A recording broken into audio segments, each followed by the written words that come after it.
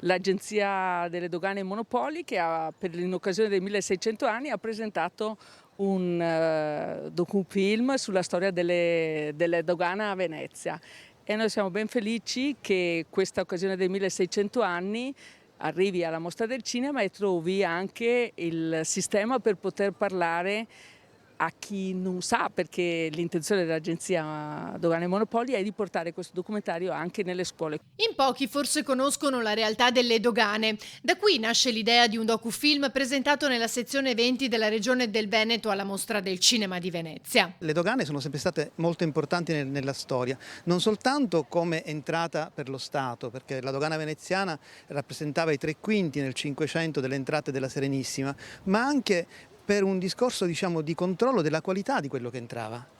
La dogana di Venezia da questo punto di vista era anni luce avanti, perché c'erano dei ferrei controlli sulla qualità della merce che entrava. E così è stato anche durante la pandemia, quando circolavano mascherine tutt'altro che sicure.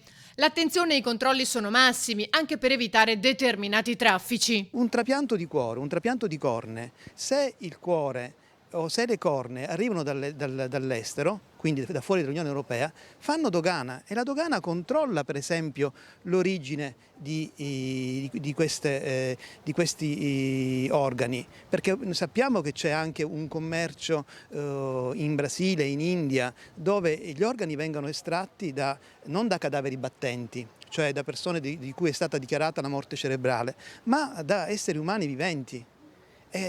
Questo è un esempio forte, però vuole, diciamo, in qualche modo rappresentare quello che la dogana fa.